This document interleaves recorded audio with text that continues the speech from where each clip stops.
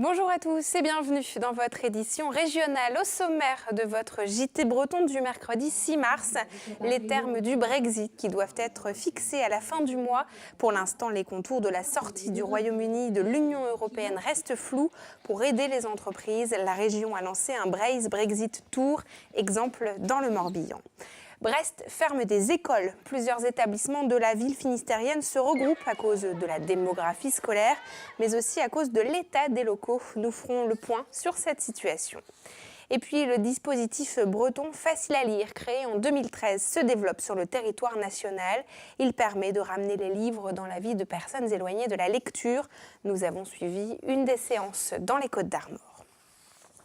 Mais nous ouvrons ce journal avec la mobilisation des surveillants pénitentiaires ce mercredi matin dans 18 prisons françaises, dont celle de Pleumeur dans le Morbihan. Un mouvement qui fait suite à l'attaque survenue ce mardi à la prison de Condé-sur-Sarthe. 2 surveillants ont été blessés. L'an dernier déjà, les agents pénitentiaires s'étaient massivement mobilisés suite à l'agression d'un surveillant à Vendin-le-Vieil. Avec 5000 agressions l'an dernier, le manque de sécurité et le manque d'effectifs reste une problématique importante dans les prisons françaises. Les agents remettent aussi en cause l'article 57 de la loi pénitentiaire qui impose des restrictions de fouilles. Écoutez à ce sujet le secrétaire local de Force ouvrière au micro de Adelin Poyot. On a tous peur. Il faut comprendre que c'est un métier très difficile. Très difficile. L'effectif sur l'établissement comme Pleumeur, il manque déjà 9 agents. Le nombre d'heures supplémentaires explose. On est à peu près entre 30 et 40 000 heures annuelles sur l'établissement, ce qui correspond à entre 300 et 350 heures par agent. Nous demandons juste à travailler en sécurité. Et on demande également à avoir les effectifs une bonne fois pour toutes, pour travailler sereinement. Et nous continuons à évoquer l'actualité de la région. Nous retrouvons à présent votre chronique toute image, la Bretagne en 5 infos, chronique préparée aujourd'hui par Benjamin Bréon.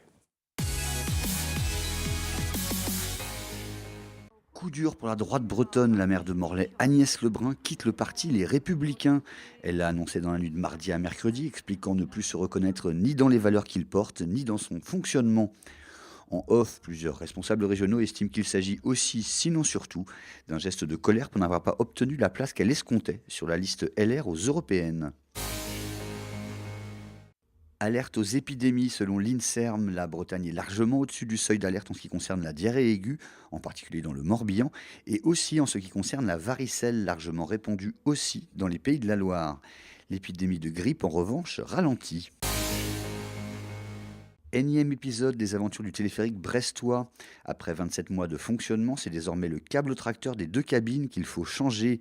Motif, il est trop bruyant, entraînant de nombreuses plaintes de riverains. L'opération aura lieu en mai pour un coût de 270 000 €, une nouvelle péripétie qui ne remet pas en cause le succès de l'équipement déjà emprunté par près de 2 millions de passagers. 50 € le bar, ou en tout cas son signalement, c'est ce que propose Ifremer dans le cadre de son projet Bar Frais visant à mieux comprendre les relations entre les frayères et les zones d'alimentation et de nourricerie. Attention toutefois, pour obtenir la somme, il faudra avoir pêché non pas n'importe quel bar, mais un de ceux qui ont été préalablement marqués par 2 points bleus sur le flanc et un petit élément près de la nageoire et indiquer précisément la date et le lieu de sa capture. Ils n'ont été que 321, il va falloir avoir de la chance. Enfin, c'est jeudi le grand jour pour le Stade Rennais qui accueille le mythique club anglais d'Arsenal en 8e de finale de la Coupe Europa.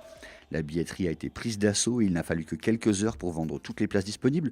90 000 demandes ont été enregistrées pour 30 000 sièges disponibles. Une journée de gala que le Télégramme vous propose de suivre en live intégral, ambiance, match et coulisses en texte, photos et vidéos dès le début d'après-midi sur le télégramme.fr.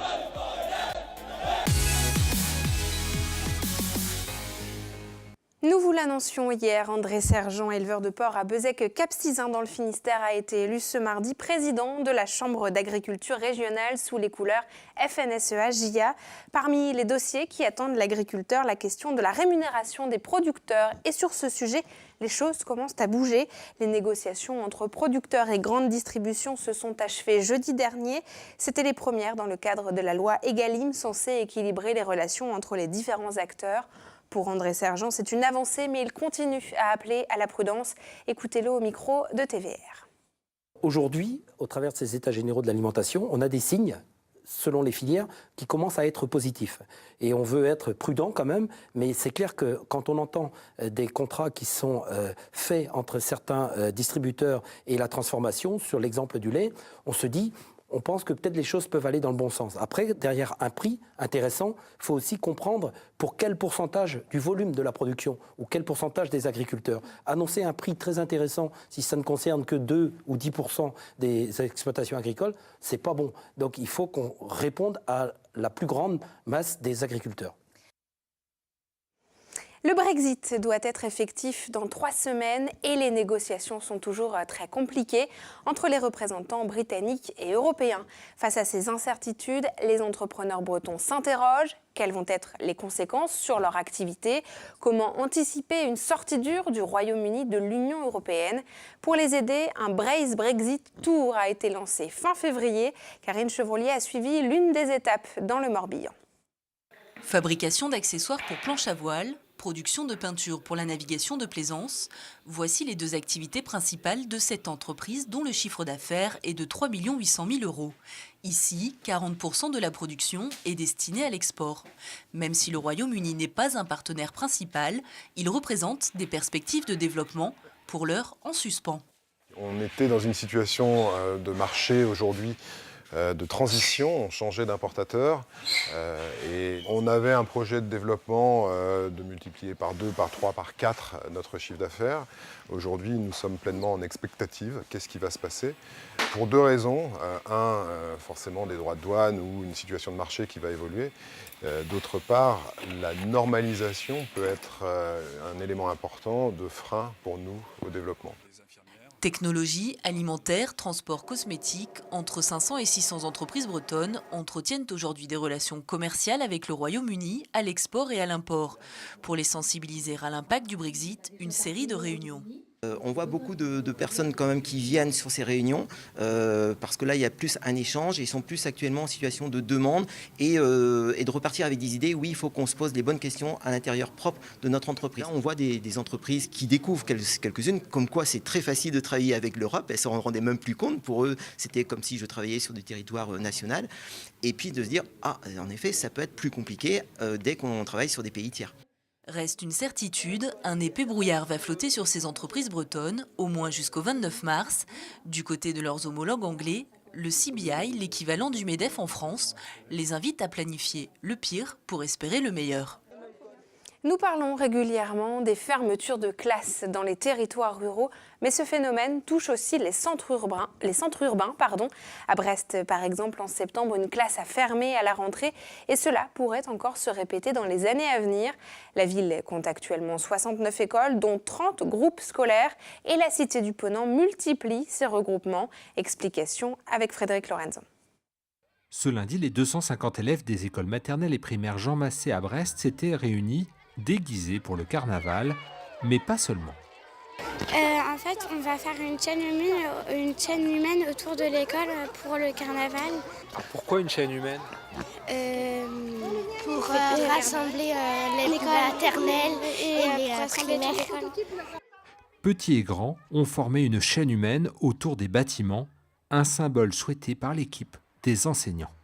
Alors symboliquement, on a réuni les 2 écoles et donc tous les enfants, en se donnant la main 2 par 2, maternelle et élémentaire, on fait le tour de l'école puisque l'école fait un pâté de maison. Donc pour fêter la fusion des 2 écoles et le vivre pleinement. Les regroupements d'écoles se poursuivent à Brest comme dans d'autres villes du département. Les effectifs en centre urbain baissent. Il faut redonner de l'attractivité à d'anciennes écoles à bout de souffle, exemple avec cette maternelle qui fermera à la rentrée prochaine pour rejoindre les locaux de l'école primaire, distants de 300 mètres. On a perdu 500 élèves en 2 ans. Cette année, ça s'est stabilisé, donc enfin. On ne veut pas forcément faire des écoles plus grandes, on aime beaucoup la notion d'école de proximité dans les quartiers. Les familles ont changé leur fonctionnement et sont de plus en plus dans des besoin de périscolaire, de midi 2, de cantine scolaire. Il faut qu'on adapte nos locaux qui ont été faits dans les années 50-60. À la rentrée prochaine, Brest et Quimper ne perdront que seulement 3 postes d'enseignants, mais la baisse d'élèves se poursuit et des fermetures d'écoles sont encore possibles dans les prochaines années. Et de l'enseignement, nous parlons à présent de lecture. Et depuis la fin de l'année 2018, le dispositif Facile à lire, créé en 2013 en Bretagne, s'est étendu au territoire national. L'objectif de cette démarche est de faire revenir à la lecture des personnes éloignées des livres. Des espaces dédiés sont intégrés dans les médiathèques et les bibliothécaires vont à la rencontre de ces personnes. Comme nous le raconte Mathilde Kemener, elle s'est rendue au centre de formation pour adultes de Dinan. Le taxi referma ses portes et l'emporta. Ces agents de bibliothèque présentent et lisent des passages de livres à ces stagiaires du centre de formation pour adultes de Dinan. Et l'opération séduction semble opérer. Dans quelques semaines, ils devront élire leur bouquin préféré. Ça m'a beaucoup plu. J'ai particulièrement aimé ce livre parce que mes parents se sont séparés également quand j'étais petite. Et du coup, je me suis retrouvée en France. Donc ce livre me tient vraiment à cœur. J'aimerais bien lire pour comprendre. Justement, ces livres leur sont prêtés par la bibliothèque de Bron. Elle participe au dispositif Facile à lire, initié en Bretagne. Il vise à donner envie de lire à des publics parfois éloignés de la lecture. Les ouvrages sont sélectionnés pour être simples, mais pas simplistes. Là, j'ai fait le tour. Il n'y a aucun d'entre eux. Il y en a qu'un qui fréquente les médiathèques sur tout le monde, donc ils ne connaissent pas du tout même une médiathèque. Donc on va les visiter aussi à la médiathèque de Bron, mais aussi celle de Dinan. Dans les bibliothèques faisant partie du dispositif, des espaces spécifiques ont aussi été aménagés. C'est vraiment un lieu à l'entrée de la médiathèque, donc bien visible, donc dans un meuble particulier pour donner envie au public de les lire. Et ils doivent être représentés de face et non pas sur la tranche. Avec en haut à droite, on a le logo Facile à lire. Donc c'est facilement identifiable. Cette année, une trentaine de bibliothèques bretonnes ont adopté le dispositif. Face au succès, il est étendu au niveau national, sous la houlette du ministère de la Culture. Et c'est la fin de cette édition. Merci beaucoup d'avoir suivi ce journal préparé par vos rédactions locales. Ce soir, dans votre magazine L'Instant T, Xavier Patrijon vous parle de la semaine du cerveau. Il reçoit 2 chercheurs en neurosciences pour évoquer ce sujet. Et puis cette semaine, vous aurez aussi les bons conseils de l'UFC Que Choisir. Aujourd'hui, l'association vient vous mettre en garde contre le démarchage téléphonique. Une émission que vous retrouvez à 19h15 et 23h15. Et puis en replay sur les sites internet de TB Sud et de TBO. N'oubliez pas non plus de suivre vos chaînes locales sur Facebook, Twitter et puis Instagram. Je vous retrouve demain à 19h pour un nouveau journal préparé par vos rédactions locales. Je vous souhaite une très belle soirée sur nos antennes. À demain.